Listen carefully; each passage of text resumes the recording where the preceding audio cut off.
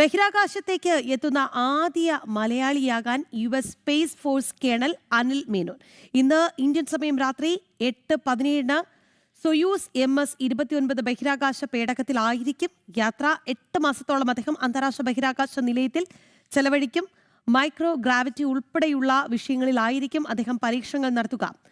കസാഖിസ്ഥാനിലെ ബൈക്കനോർ ബഹിരാകാശ നിലയത്തിൽ നിന്നായിരിക്കും വിക്ഷേപണം. ഐസൻ ജൂസ് ഉണ്ട് വാർത്തയുടെ വിശദാംശങ്ങളുമായി. ബഹിരാകാശത്തേക്ക് കുതിക്കാൻ ഒരുങ്ങുകയാണ് അനിൽ മേനോൻ. എങ്ങനെയാണ് വിശദാംശങ്ങൾ ഐസൻ? ഒരു മലയാളിയെ സംബന്ധിച്ച് ഏറ്റവും അഭിമാനകരമായ ഒരു നിമിഷം കൂടിയല്ലേ ഐസൻ ഇത്? രാഖി, ശില്പ, തീർച്ചയായും മലയാളികളെ സംബന്ധിച്ചിടത്തോളം ഏറ്റവും അഭിമാനകരമായൊരു നിമിഷം തന്നെയാണ്. കാരണം മലയാളികൾ ഈ ബഹിരാകാശ രംഗത്ത്, അതല്ലെങ്കിൽ നമുക്ക് അറിയാവുന്നതാണ്, ഭാരതത്തിൻ്റെ ബഹിരാകാശ ദൗത്യത്തിലൊക്കെ മലയാളി ഉണ്ട് എങ്കിൽ കൂടിയും ബഹിരാകാശത്തേക്ക് പോകുന്ന ആദ്യ മലയാളിയായി മാറുകയാണ് അനിൽ മേനോൻ എന്നത്. അതുകൊണ്ട് തന്നെ അത് ഏറ്റവും ഗൗരവമേറിയൊരു വിഷയവും മലയാളികൾക്ക് അഭിമാനിക്കാവുന്ന ഒരു കാര്യവുമാണ്.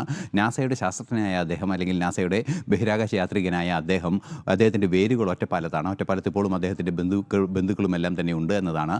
അദ്ദേഹത്തിൻ്റെ പേരിൽ തന്നെ വളരെ കൃത്യമായ മലയാളിത്തം നിലനിൽക്കുന്നു എന്നതും ഒരു യാഥാർത്ഥ്യമാണ്. അദ്ദേഹം ഇന്ന് സൊയൂസ് MS-29 അദ്ദേഹം ബഹിരാകാശത്തേക്ക് യാത്ര തിരിക്കുന്നത്. നേരത്തെ രാഖി സൂചിപ്പിച്ചതുപോലെ ഇന്ന് വൈകുന്നേരം 8:17 ഇന്ത്യൻ സമയം 8:17 സൊയൂസിൻ്റെ ലോഞ്ച് നടക്കുക. ഈ ലോഞ്ച് നടന്നതിന് ശേഷം ഏതാണ്ട് 3 മണിക്കൂർ നീളുന്ന ഡബിൾ ഓർബിറ്റ് യാത്ര, അതായത് 2 തവണ ഭൂമിയെ വലം വെച്ചതിന് ശേഷം കൃത്യമായും അന്താരാഷ്ട്ര ബഹിരാകാശ നിലയത്തിൽ അത് ഡോക്ക് ചെയ്യുകയും ചെയ്യും. അന്താരാഷ്ട്ര ബഹിരാകാശ നിലയത്തിൽ ഡോക്ക് ചെയ്യുന്നതിന് ഏകദേശം 3 മണിക്കൂർ, അതായത് 8:17 ഇവിടെ നിന്ന് ലോഞ്ച് നടന്ന് ഏതാണ്ട് ഒരു 11:17, 11:30 അദ്ദേഹം ഈ ബഹിരാകാശ പേടകം അവിടെ ഡോക്ക് ചെയ്യുമെന്നാണ് ഇപ്പോൾ നമുക്ക് മനസ്സിലാക്കാൻ സാധിക്കുന്നത്. അത്തരത്തിൽ ബഹിരാകാശ പേടകം ഡോക്ക് ചെയ്തതിന് ശേഷം ബഹിരാകാശ നിലയത്തിൽ പരീക്ഷണങ്ങൾ ആരംഭിക്കുകയും ചെയ്യും. നേരത്തെ സൂചിപ്പിച്ചതുപോലെ 8 മാസത്തോളമാണ് പരീക്ഷണം നടക്കുക എന്നാണ് അറിയാൻ അദ്ദേഹത്തിൻ്റെ ബഹിരാകാശവാസം ഉണ്ടാവുക. മൈക്രോ ഗ്രാവിറ്റി ഉൾപ്പെടെയുള്ള വിഷയങ്ങൾ, അതുപോലെ തന്നെ ഭൂമിയിൽ ജീവൻ നിലനിർത്തുന്നതിന് സമാനമായി മറ്റ് ഗ്രഹങ്ങളിൽ ജീവൻ നിലനിർത്തുന്നതുമായി ബന്ധപ്പെട്ട്, അല്ലെങ്കിൽ ചന്ദ്രനിലൊരു സംവിധാനം ഒരുക്കുക, അത്തരത്തിലുള്ള വലിയ വിശാലമായ ബഹിരാകാശ വീക്ഷണങ്ങളും കാഴ്ചപ്പാടുമാണ്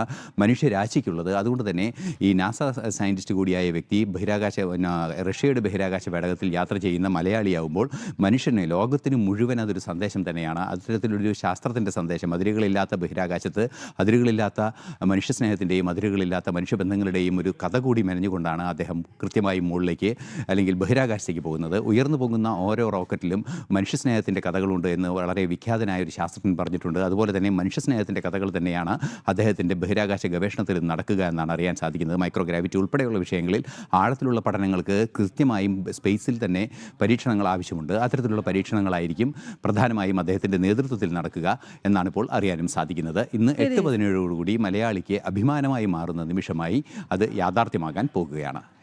ശരി ഐസൻ, എന്തായാലും വളരെ കൃത്യമാണ്. ബഹിരാകാശത്തേക്ക് എത്തുന്ന ആദ്യ മലയാളിയാകാനാണ് അനിൽ മേനോൻ ഒരുങ്ങുന്നത്. മലയാളികളെ സംബന്ധിച്ചിടത്തോളം വലിയൊരു അഭിമാന നിമിഷമാണല്ലേ അത്.